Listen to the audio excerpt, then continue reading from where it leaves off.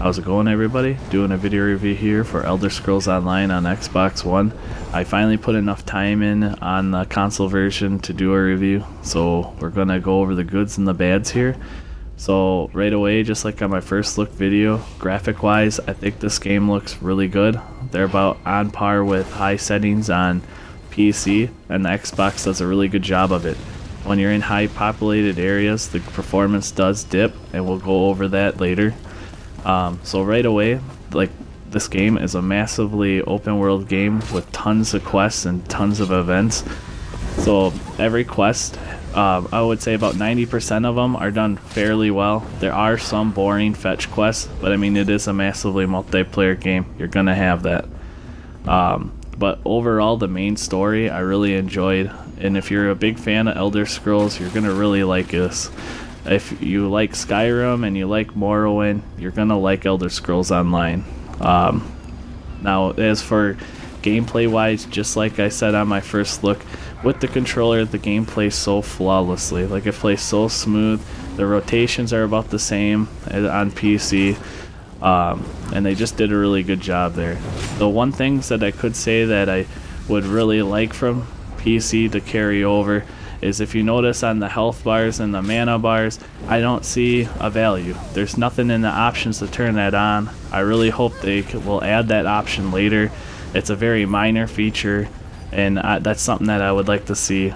And if you're playing like a damage over time class, like I'm doing fire dots on enemies, and I don't know how long they last, so you kind of just have to time it out right now.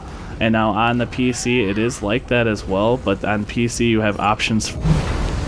Now, I know some of you guys are wondering, how are the dungeons? How's that end game? How are the raid bosses?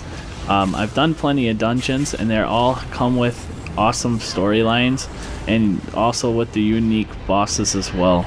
Now, when you're leveling, you can do normal dungeons, and they do scale to your level, so if you want to help out friends, you can, if you're higher level.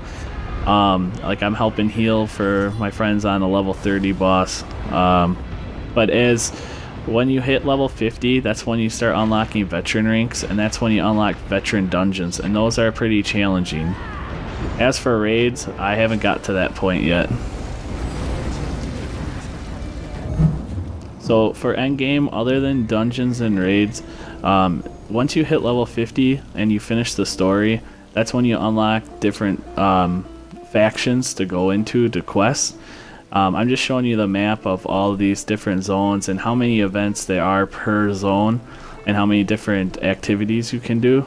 So, like, this game just has so much gameplay, and that's probably my favorite part, so this is really well done. So on to the bad.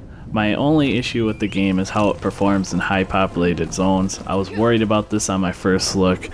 And if you're loading like 30-40 characters on screen at a time in the main cities, the frame rate does dip. It's a lot less than I thought it was going to be. I thought it was going to be barely unplayable. So I'm glad to see that. And this game did come with a fair share of bugs. Login issues right away, NPCs being invisible so you couldn't finish quests, enemies invisible so it would just kill you that you couldn't kill. But all that's being fixed on the next patch, and it's easily fixable anyways. But all these issues doesn't hurt from the game. Like, it's still really good.